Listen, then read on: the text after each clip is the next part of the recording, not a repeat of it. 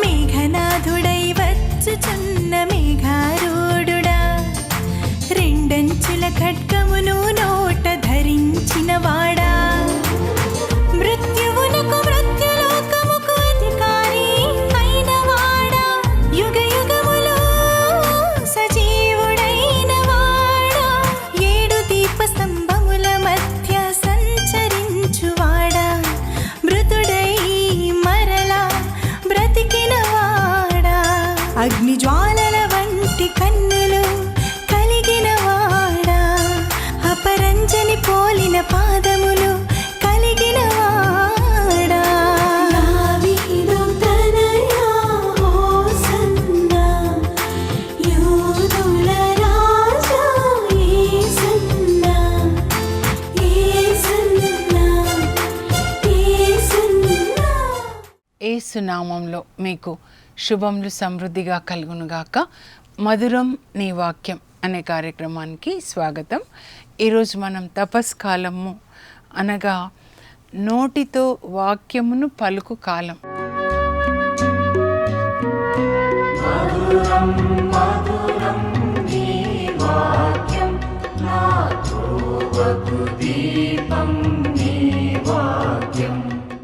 ఈరోజు మనం ఇది ప్రాక్టీస్ చేసుకుందామండి.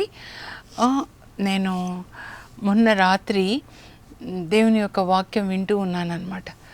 మధ్యాహ్నం కానీ ఇప్పుడు వాక్యం చెప్పి ఇంటికి వెళ్ళి లంచ్ చేసి కొంతసేపు రెస్ట్ తీసుకుంటానండి. నాకు రెస్ట్ అంటే దేవునిలోనే, దేవుని యొక్క వాక్యం వింటాను.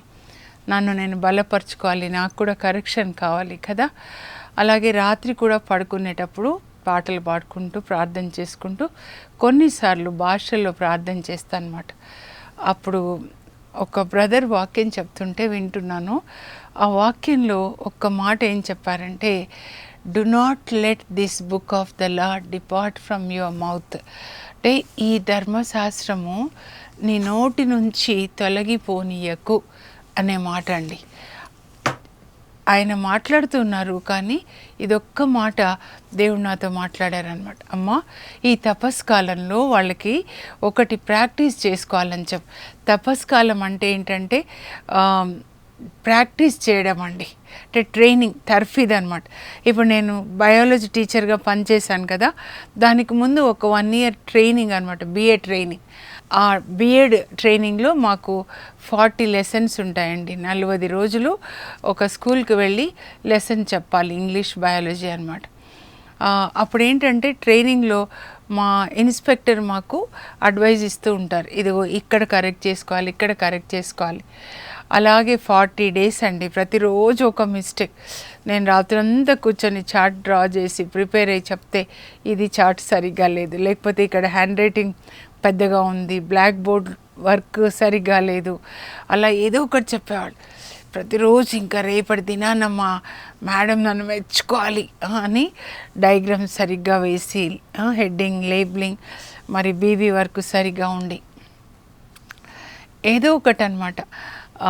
పిల్లల్ని అందరికీ క్వశ్చన్స్ డిస్ట్రిబ్యూట్ చేయలేదు, ఒకవైపే చెప్పావు, ఆ తర్వాత లేకపోతే రీక్యాప్చులేషన్ చివరిలో మళ్ళీ చెప్పలేదు. అలా ఇంకా మేడం నన్ను ఎప్పుడు మెచ్చుకుంటారు అనుకునేదాన్ని.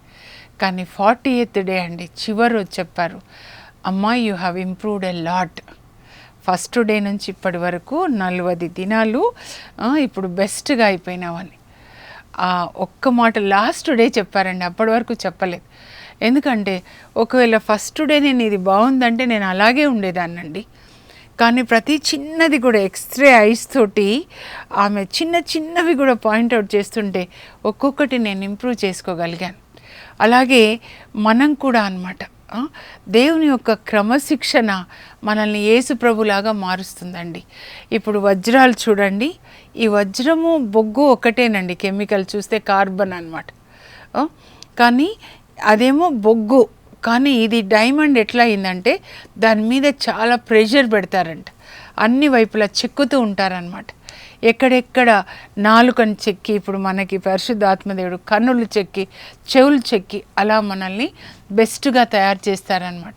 ఇప్పుడు ఏం ప్రాక్టీస్ చేసుకోవాలంటే ఈరోజు నేను చెప్పేది నాతో దేవుడు చెప్పిందనమాట.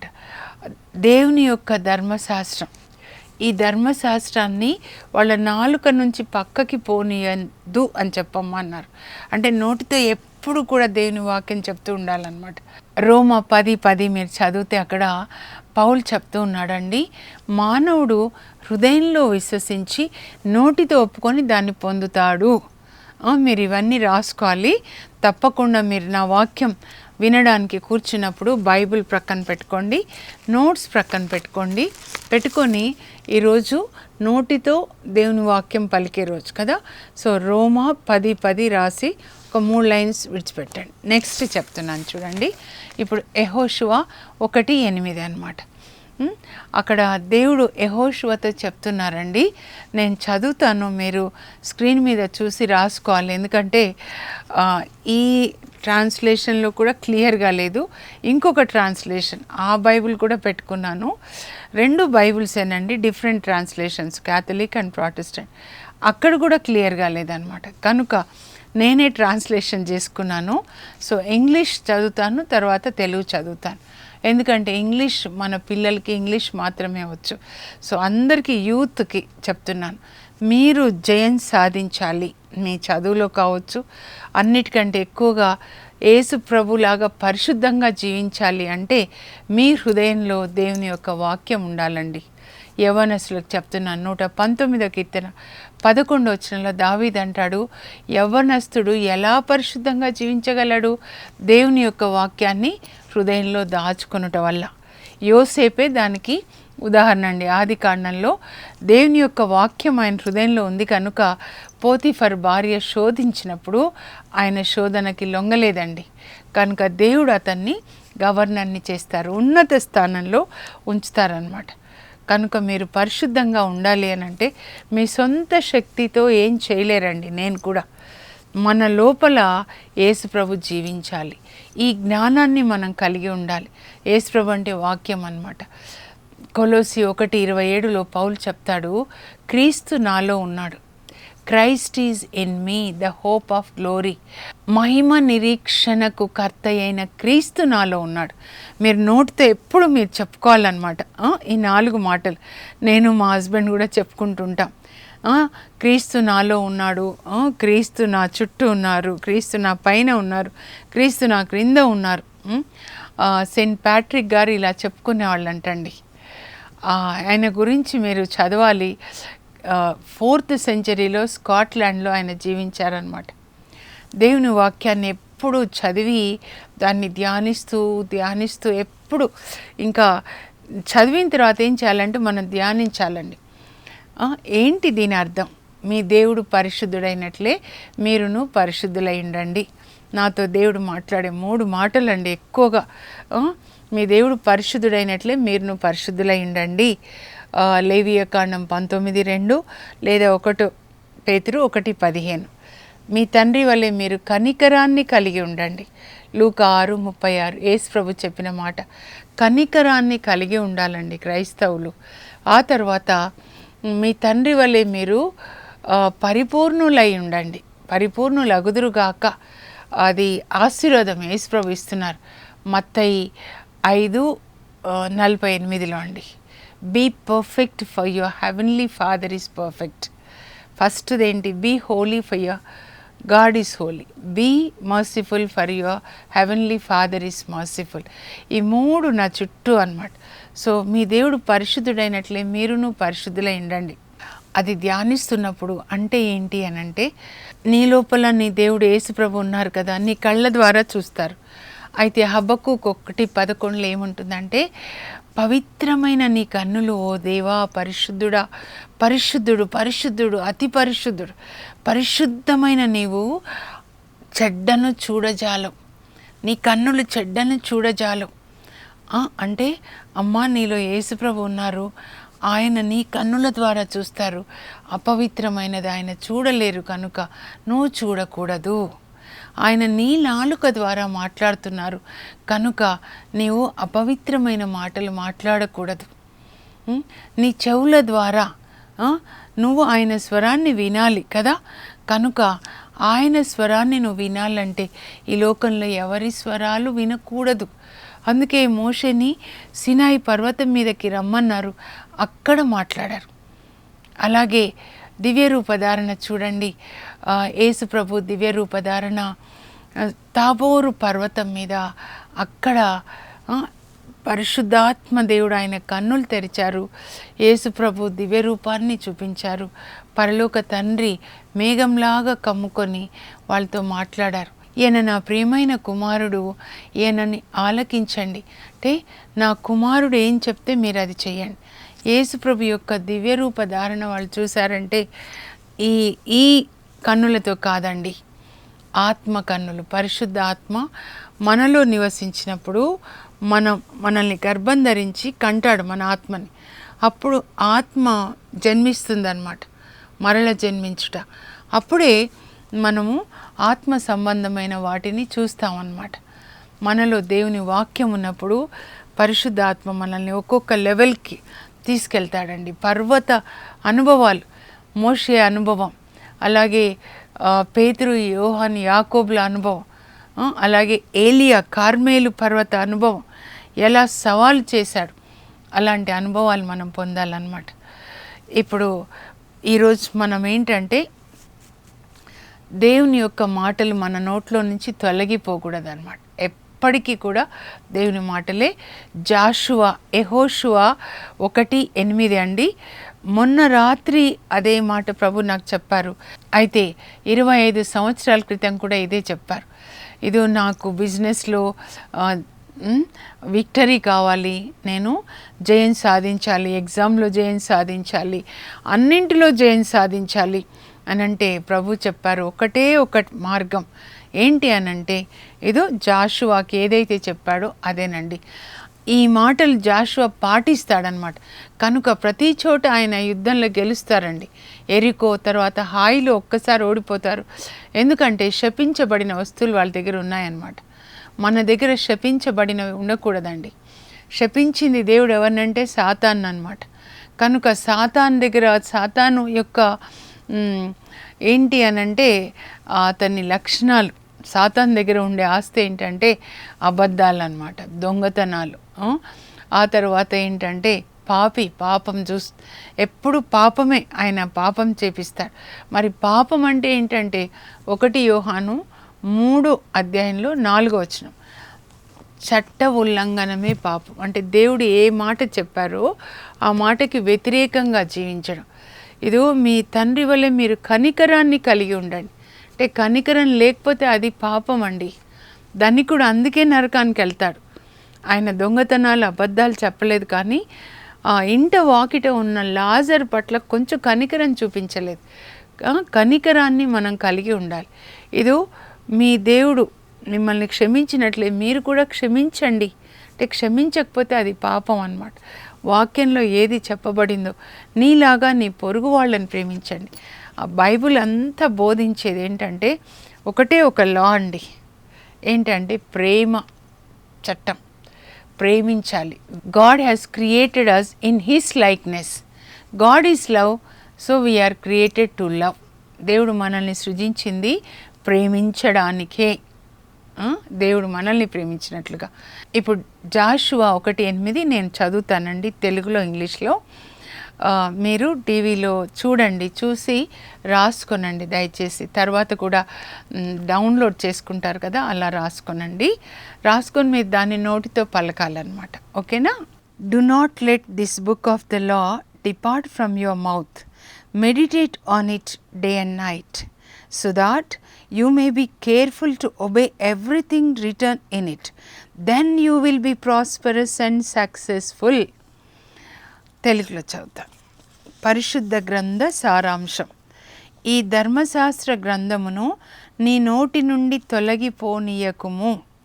దివారాత్రము దానిని ధ్యానించుకొనుము. అప్పుడు నీవు దానిలో వ్రాయబడిన వానినన్నింటినీ పాటించునట్లు జాగ్రత్త పడెదవు. అప్పుడు నీవు అభివృద్ధి చెందుచు విజయమును సాధించెదవు. ఇది అండి. తర్వాత ఇంకొక 3 కూడా చెప్పాను కదా నేను. మీ దేవుడు పరిశుద్ధుడైనట్లే మీరును పరిశుద్ధులైండండి. 1 పేతురు 1:15 అన్నమాట. Be holy for your God is holy. ఆ తర్వాత లూకా 6:36 అండి. Luke 6:36 be merciful for your heavenly father is merciful. మీ తండ్రి వలె మీరు కనికరాన్ని కలిగి ఉండండి. మనందరి తండ్రి ఒక్కరేనండి, పరలోక తండ్రి అన్నమాట. మనందరికీ, భూమి మీద ఉన్న అందరికీ అండి, ఏ భేదము లేదు. ఆ తర్వాత మత్తయి 5:48 అండి. Matthew 5:48 be perfect for your heavenly father is perfect. మీ పరలోక తండ్రి వలె మీరు పరిపూర్ణులగుదురుగాక. పరిపూర్ణత అంటే ఏంటి? మత్తయి సువార్త 5:44 నుంచి చదివితే యేసు ప్రభు చెప్తున్నారు, ఇదిగో మీ శత్రువులను ప్రేమించండి, మేము హింసించు వారి కొరకు ప్రార్థించండి. కానీ మోషే ఏం చెప్తాడంటే పంటికి పన్ను కంటికి కన్ను అంట. అంటే ఎవరైనా కొట్లాటలో నీ పన్ను తీస్తే నువ్వు కూడా కొట్టి పన్ను తీయొచ్చు అని. అంటే ఒక్కటికి 2 తీసేవాళ్ళంట. ఒక్క కన్ను తీస్తే కొడితే 2 కన్నులు తీసేవాళ్ళంట. ఎంత క్రూరులు చూడండి. అందుకే మీ హృదయ కాఠిన్యాన్ని బట్టి మోషే అలా చెప్పాడు. విడాకుల విషయంలో కూడా చెప్తారు, అంత కఠినం, రాతి గుండెలు అనమాట. అందుకే మీరు ఒక్క కన్ను తీస్తే మీరు కూడా ఒక కన్ను తీయండి. అది కాదండి యేసు చట్టం అని చెప్తున్నారు. మీ శత్రువులను ప్రేమించండి, మేము హింసించు వారి కొరకు ప్రార్థించండి. మిమ్మల్ని ప్రేమించిన వాళ్ళని మాత్రమే మీరు ప్రేమిస్తే అందులో మీ గొప్పతనం ఏముంది? క్రైస్తవులుగా అన్యులు కూడా అలాగే చేస్తారు. వాళ్ళని ప్రేమించే వాళ్ళని ప్రేమిస్తారు.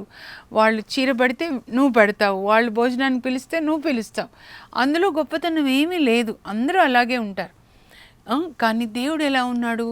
దేవుడు నీతిమంతుల మీద మరి దుష్టుల మీద ఒకే విధంగా వర్షాన్ని కురిపిస్తున్నాడు, ఒకే విధంగా సూర్యుడు. అంటే ఆశీర్వాదాలు అందరికీ ఒకేలాగా వస్తున్నాయండి. దేవుని తీర్పు వచ్చే వరకు గోధుమలు మరి కలుపులు ప్రక్కన పెరుగుతుంటాయి. నీతిమంతులు దుష్టులు అలాగే ఉంటారు. దుష్టులే బాగా పైకి వస్తారు. ఎందుకంటే ఈ లోకంలో మరి సైతాను ఆ దుష్టులను అనమాట ఎక్కువ ఆశీర్వాదాలు ఉంటాయి ఈ లోక సంబంధమైన. మనకు ఎక్కువ శ్రమలు అంటే ఎక్కువ శ్రమల ద్వారా మన యేసుక్రీస్తులాగా మనం తయారవుతామండి. అలా తయారు చేస్తారు మనల్ని. గెస్సెమనే అనేది ఒక మెషిన్ అనమాట. ఆ మెషిన్లో ఓలివ కాయలు వేస్తే ఓలివ ఆయిల్ వస్తుంది అనమాట.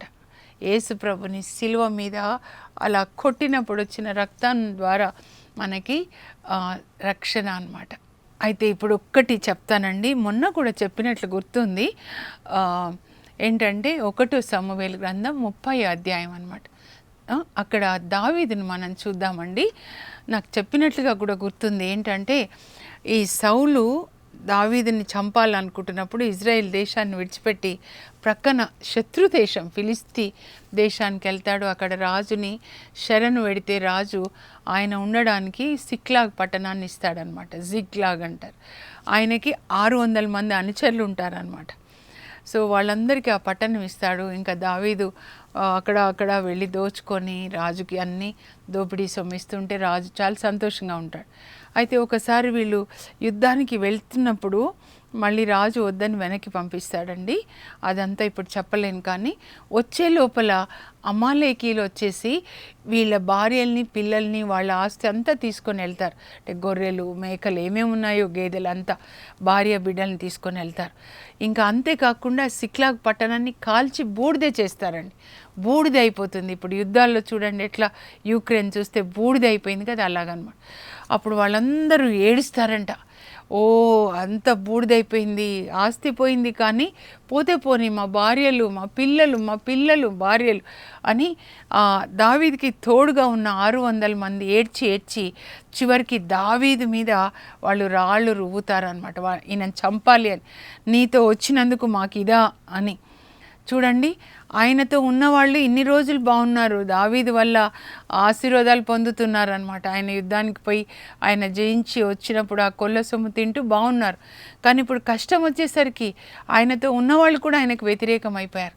తెలుసా మీరు, ఎవరిని నమ్ముకొని నా భర్త లేకపోతే నా అన్న, నా అక్క, చెల్లి, నా ఫ్రెండు అని ఎవరిని నమ్ముకుంటారో ఒకరోజు వాళ్ళే మీకు బద్ధ శత్రువులు అయిపోతారు.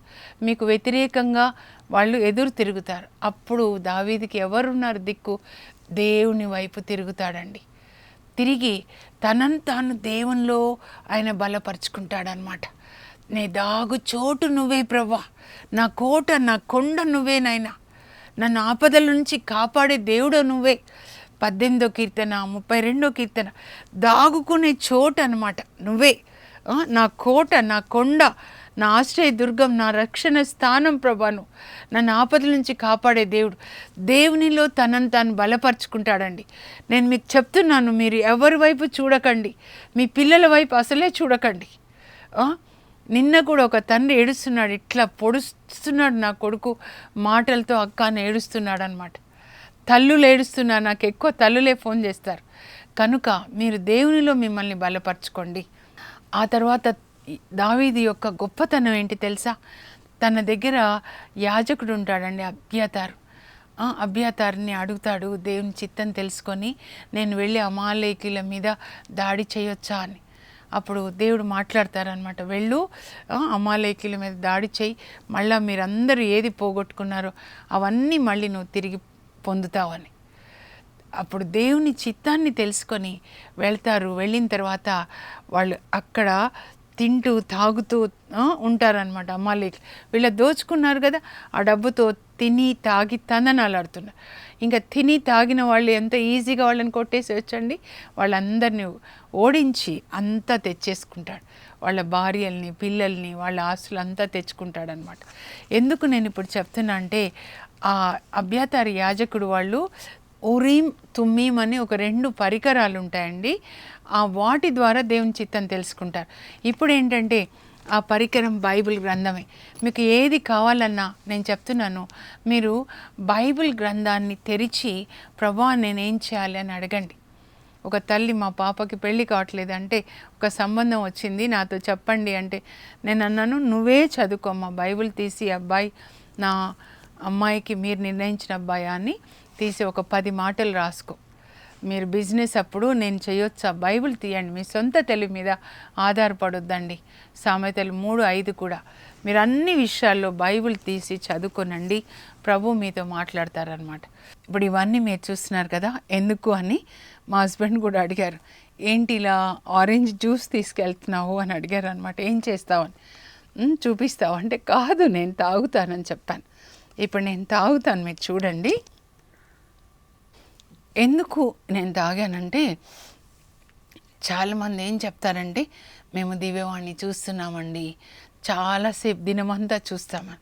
కానీ నేను చెప్పేది ఏంటంటే, దివ్యవాణి చూడడం అంటే, ఇప్పుడు నేను నాకు ఆకలిసింది, నేను జ్యూస్ తాగుతున్నాను. నేను తాగితే మీ యొక్క ఆకలి తీరుతుందా? లేదు కదా. కనుక మీరు వాక్యం విన్నారు, వాక్యం వినడం ఏంటి, అది నా అనుభవం అన్నమాట. నేను వాక్యాలు నోటితో చెప్పుకొని అలా దేవుని శక్తిని పొందుతున్నాను అన్నమాట. ముందు నోటితో పలుకుతాను, ఆ తర్వాత ధ్యానిస్తాను, తర్వాత పాటిస్తాను అన్నమాట. అందువల్ల నేను ఈరోజు ఇలా ఉన్నాను, ఆనందంగా సంతోషంగా ఉన్నాను. ఇలా చెప్తే మా హస్బెండ్ అవుతూ ఉన్నారనమాట. ఓ అలా చెప్పబోతున్నావా? ఎందుకంటే దివ్యవాణిలో మాస్ చూసాం కదా, చూశారు. తర్వాత ఏం చేయాలి? ఆ వాక్యం మీరేం చేయాలి? చదవాలన్నమాట. ఇప్పుడు నేను తాగితే మీ యొక్క దాహం తీరదు కదండి. కనుక మీరు టీవీలో వాక్యం వింటున్నారు, మాస్ చూస్తున్నారు, బాగుంది. మీ దాహం తీరాలంటే మీరు ఈ వాక్యాన్ని చదవండి, చదివి ధ్యానించండి, తర్వాత హృదయంలో దాచుకొని పాటించండి. అప్పుడే మీరు జ్యూస్ తాగినట్లు అనమాట. అర్థమవుతుంది కదా. అలా చెప్తే మా హస్బెండ్ అవుతున్నారు, ఓ ఏంటి ఇంకా ఇవన్నీ బయాలజీ టీచర్గా చెప్తున్నావని. ఈ 40 days ఏంటంటే వాక్యాన్ని మనం నోటితో ఎప్పుడు పలుకుతూ ఉండాలండి, చదువుతూ ఉండండి. అన్ని గ్రంథాలు చదవండి, ఆది గ్రంథం నుంచి ప్రకటన వరకు. చెప్పానా, డెబోరా తేనెటీగా ఒక్కొక్క గ్రంథం, ఒక్కొక్క పూల తోట, మల్లె పూల తోట, ఆ తేనెను సేకరించుకున్నట్లుగా సేకరించాలి. ధాన్యం ఎలా యోసేపు సేకరించాడో వాక్యాన్ని స్వీకరించాలన్నమాట. నోటితో చెప్పుకోవాలి. నేను చెప్తున్నాను, నేను ఇట్లా ఉన్నానంటే వాక్యం చెప్పుకుంటానండి. రాత్రి కూడా వాక్యం చెప్తూ ఉంటాను. ఇప్పుడు 10 ఆజ్ఞలు ఉన్నాయనుకోండి, చెప్తూ ఉంటాను, మీకు నేను తప్ప మరొక దేవుడు లేడు, మీరు యావే నామంను వ్యర్థంగా పలకరాదు, మీరు విశ్రాంతి దినాన్ని పాటించాలి, పరిశుద్ధపరచాలి. మీ ప్రయాణాలు ముచ్చట్లు చెప్పుకుంటే చేయకూడదు. మీరు తల్లిదండ్రుల్ని గౌరవించండి, మీరు చిరకాలం జీవిస్తారు. తర్వాత మీరు హత్య చేయకూడదు, వ్యభిచరించకూడదు, కూట సాక్ష్యం, అబద్ధాలు చెప్పకూడదు, దొంగతనాలు చేయకూడదు. ఇలా నోటితో చెప్పుకోవడం అన్నమాట. ఆ తర్వాత ఇంకా అష్టభాగ్యాలు మత్తయి సువార్త మరి 5వ అధ్యాయంలో ఉన్నాయి కదండి. ప్రొద్దున మేము అవి చదువుకున్నాం అనమాట. ఎప్పుడైనా నాకు రాత్రి కూడా ఆ దయ్యాలు వచ్చాయనుకోండి, అలా కూర్చుంటే కొన్నిసార్లు దగ్గర తెలిసిపోతుంది అనమాట. వెంటనే లేచి కూర్చొని వాక్యం చెప్తాను. ఇప్పుడు అష్టభాగ్యాలు అనుకోండి, దీనాత్ములు ధన్యులు, దేవరాజ్యం వారిది, శోకార్తులు ధన్యులు, వారు ఓదార్పబడుదురు, వినమ్రులు ధన్యులు, వారు భూమికి వారసులగుదురు, నీతి నిమిత్తము ఆకలి దప్పులు గల వారు ధన్యులు, వారు సంతృప్తి పరపబడుదురు, దయామయులు ధన్యులు, వారు దయను పొందెదరు, హృదయ శుద్ధి గల వారు ధన్యులు, వారు దేవుని దర్శింతురు, శాంతి స్థాపకులు ధన్యులు, వారు దేవుని కుమారులను పిలువబడుదురు, ధర్మార్థం హింసితులు ధన్యులు, దేవరాజ్యం వారిది. నువ్వు భూమికి ఉప్పుగా ఉన్నావు, లోకానికి వెలుగుగా ఉన్నావు. అలా ఎన్ని అధ్యాయాలు అలా నోటితో చెప్పుకుంటూ ఉంటానండి. మీకు ప్రాక్టీస్ నేర్పించాలని నేను చెప్తున్నాను, టీచర్ కదా. అయితే ఇలా మన ఆత్మకి ఆహారాన్ని, తేనెని సేకరించుకునే ఈ సమయంలో ఈ కడుపుకి కొంచెం తక్కువ తినండి. ఏదో మజ్జిగ తాగొచ్చు, మరి నిమ్మకాయ రసం తాగొచ్చు, లేదా టొమాటోస్ తినొచ్చు. ఇది ఆరెంజ్ జ్యూస్, మీకు అదో జామకాయలు ఉంటే జామకాయలు, తర్వాత మీకు ఏది అవైలబుల్గా ఉంటే అదండి. తక్కువ కొబ్బరి నీళ్ళు, రాగి జావ, అంబలి అంటారు కదా, నేను అలాగే తీసుకుంటాను. దానిమ్మ జ్యూసు, లేకపోతే ప్రొద్దున ఇది తీసుకున్నాను, ఏంటివి కరివేపాకు, కొత్తిమీర, పుదీనా, ఇదన్నీ కలిపి ఒక జ్యూస్ అన్నమాట. ఇప్పుడు మధ్యాహ్నం వెళ్తే దానిమ్మ జ్యూసు ఇవి తింటానండి, ఇలాగే తినేస్తా. మా స్కూల్లో పిల్లలు కూడా అలాగే చెప్తాను, మీరు చదువుకునేటప్పుడు నాన్న ఇవి తింటూ ఉండండి, ఎందుకంటే మీకు మన శరీరంలో 7 భాగాలు నీళ్ళండి. లోపలన్నీ సరిగ్గా జీర్ణం సరిగ్గా కావాలి, ఆల్ మెటబాలిక్ యాక్టివిటీస్ అన్నమాట, నీళ్ళు కావాలన్నమాట. కనుక ఒక 3 లీటర్లు నీళ్ళు తాగండి, ఉదయం 1 లీటర్ అన్నమాట. ఈ శరీరానికి నీళ్లు మంచిది, ఈ ఆత్మకి కూడా నీళ్ళే దేవుని వాక్యం అన్నమాట. ఇది 2 నీళ్ళు శుద్ధి చేస్తాయి కదా అలా. సో ఇవన్నీ ఉడకబెట్టుకొని కూడా మీరు తినొచ్చు. స్వీట్ కార్న్, లేకపోతే ఇవి పెసర్లు, స్ప్రౌట్స్ వస్తాయి కదండి, మొలకలు, అలా మనం తీసుకోవచ్చు అన్నమాట. సింపుల్ ఫుడ్, కొబ్బరి నీళ్ళు, మజ్జిగ ఇంట్లో ఉంటుంది కదా, నిమ్మకాయ రసం, అలా. ఏం తినాలి అని మీరు దాని మీద చింతించకండి. ఎక్కువసేపు నోటితో ఒక్కరోజు ప్రాక్టీస్ చేయండి అమ్మా. అలా మీ వయసు ఎంత ఉందో అన్ని మాటలు వరుసగా చెప్పండి, దేవుని మాటలు. ఒక కీర్తనంతా చెప్పండి, 23వ కీర్తన, 128, అలా చెప్పండి. చూడండి మీరు ఎంత ఆరోగ్యంగా ఉంటారు. ఎందుకు హాస్పిటల్స్కి వెళ్ళడం చెప్పండి, జీససే డాక్టర్, ఇవే మందుల సీసా అన్నమాట, అన్ని టాబ్లెట్స్. ప్రార్థన చేసుకున్నాం. పరలోకపు మా తండ్రి, మీ పరిశుద్ధ నామమునకు స్తోత్రం కలుగును గాక. ప్రభా, మీరు నోటితో దేవుని యొక్క వాక్యాన్ని పలకండి, అది మీ నోట్లో నుంచి వెళ్ళిపోకూడదు. మనస్సుతో దాన్ని ధ్యానించండి, హృదయంలో దాన్ని దాచుకొనండి, అప్పుడు దాన్ని పాటించండి. మీకు ఎప్పుడు జయం కలుగుతుంది, మీరు అన్ని విషయాల్లో అభివృద్ధి చెందుతారు. 3వ యోహాను 2లో చెప్పినట్లుగా తండ్రి, నా ప్రియమిత్రుడా నీకు సర్వదా శుభమగును గాక, నీ ఆత్మ వర్ధిల్లుచున్న ప్రకారం నువ్వు అన్ని విషయాల్లో వర్ధిల్లి శారీరకంగా సుఖంగా ఆరోగ్యంగా ఉందుగాక అనే వాగ్దానాలు ప్రభా బిడ్డలకి నెరవేరును గాక. వాళ్ళ కన్నులు తెరవండి ప్రభా, ఆత్మ కన్నులు, బైబిల్ చదువుకునేటట్లు, పిల్లలతో బైబిల్ చదివించేటట్లుగా కృప దయచేయండి. పరిశుద్ధాత్మనివ్వండి, యేసు నామంలో అడుగుచున్నాం తండ్రి, ఆమేన్. మీ నోటి నిండా దేవుని వాక్యమే ఉండును గాక, అది తేనెలాగా ప్రవహించు, మధురమైన తేనెలాగా. God bless you, have a blessed day. For information, please contact us. Our address, Mrs. Jacinta Rani, 214 Pavani Estates, near St. Anthony's High School, Himayat Nagar, Street number 8, Hyderabad 29. మంచు జల్లు, ఇది మహిమ జల్లు, మంచు జల్లు.